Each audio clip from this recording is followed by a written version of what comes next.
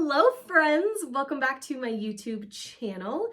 In today's video, we are going to be kind of bringing it back to the basics here. I'll show you how to do a glitter ombre on a coffee mug, and we'll also do a really cute little offset decal to finish the cup off. So if you are a beginner and you want to learn how to do the perfect glitter ombre, this video is for you. If you're a seasoned tumbler veteran, hopefully this will help you too, maybe inspire you, give you some new ideas, or just refresh your ombre technique.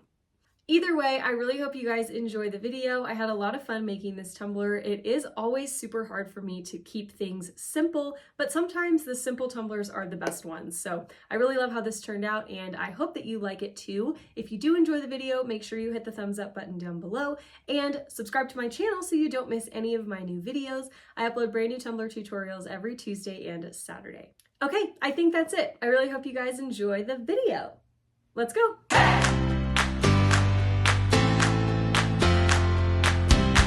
We'll be using a 12-ounce wine mug from Craft Haven for this design, and I'm going to use a mixture of acrylic paint and the glitter glue from the Crystal Company to base coat my tumbler. And now typically when I'm doing an ombre, I would use spray paint and I would spray each color that I'm going to use in the ombre on my cup as my base color, but it has been so cold outside that I haven't wanted to spray paint anything. So I'm just going to use the acrylic paint and glitter glue as my base and adhesive. If you want a little bit more working time, I would recommend using the epoxy method. So you would base coat your cup, let it dry, and then go in with a very thin coat of epoxy so you can adhere all of your glitter. That'll give you a much longer working time than the glitter glue, but I just decided to use the glitter glue here. So the first color I'm using is my darkest and biggest cut. It's Special Dark from Create by Firefly. So I went in, covered the whole bottom of the cup, and now I'm going in with very, very light coverage, fading up into the middle of the cup. And now I'm going to go in with my second dark color. This is Dark Roast, also from Create by Firefly. And I'm doing essentially the same thing. I'm going to cover the bottom of the cup and then the very bottom like rim area of the cup, and then start to fade my glitter up to the top of the cup, getting lighter as I go. And I'm going a little bit further up the cup with that second color. Now I'm going to move up to the top of the cup and I'm going to take my lightest, chunkiest color. This is Shabby Chic from Create by Firefly. And I'm going to go pretty heavy with this one because it is our lighter color. I want to make sure that I cover as much of the top portion of the cup as I can before I go in with my finer cuts of the dark color so that we don't get a ton of dark where I don't want it to be. The next color I'm taking is Clock Tower from Peachy Olive Glitters. This is a fine cut that matches Shabby Chic, the same kind of tone. So I'm going to again go in with pretty heavy coverage there, same areas that I did with Shabby Chic. Now that I have good coverage on the top portion of my cup, I can go in with my finer cuts of my darker colors. So I'm taking Cold Brew from Peachy Olive Glitters, covering the bottom rim of my cup really, really well. And then I'm just going to fade the coverage up the cup. Now, because we have those light colors down up at the top, I'm not too worried about getting any of this dark brown glitter where I don't want it.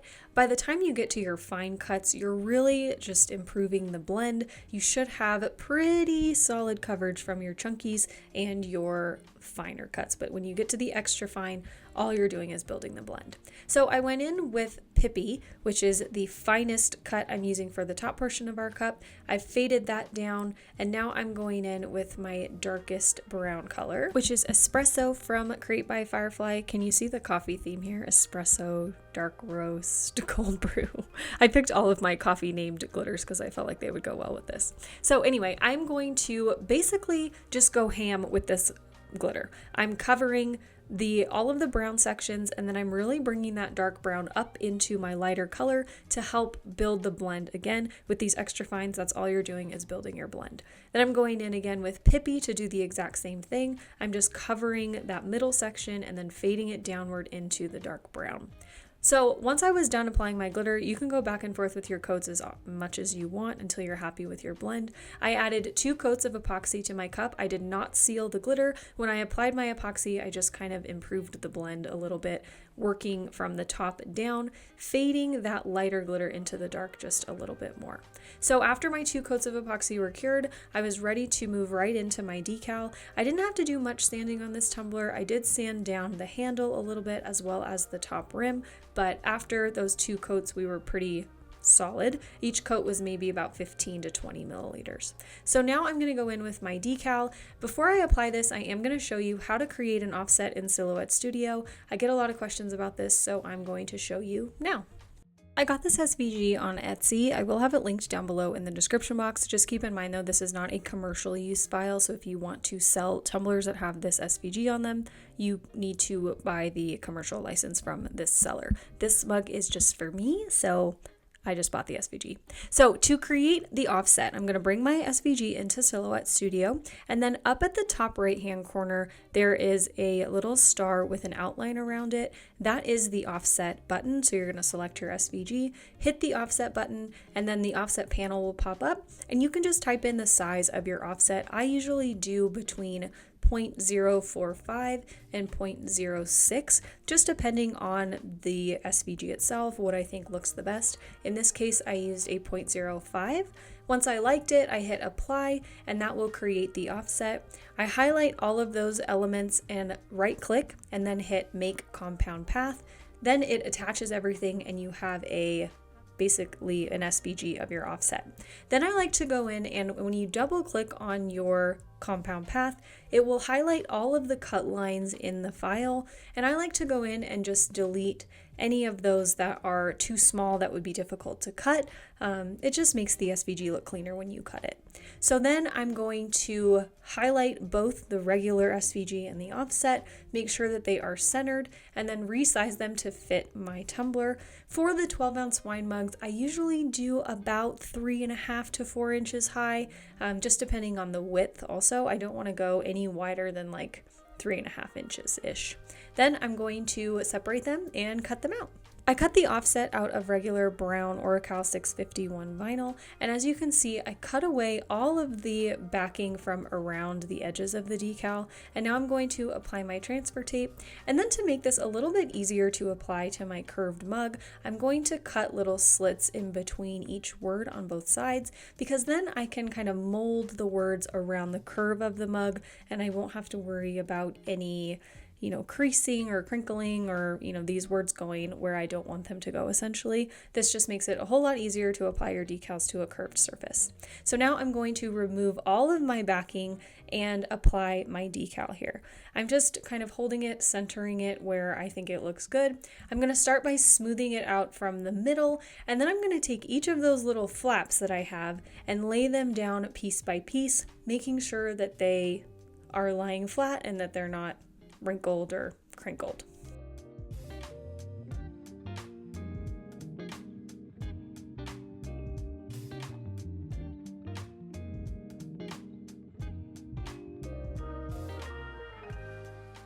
Once we've got our offset on, we can apply our main decal. I cut the main decal out of rose gold textured metallic vinyl from Tech Wrap Craft, and of course I'm going to cut them down into little pieces. I'm going to apply word by word. This makes it so much easier for me to get my decals centered within my offsets, especially because I like to make my offsets kind of on the thinner side. Doing it in small little pieces just helps me get everything lined up.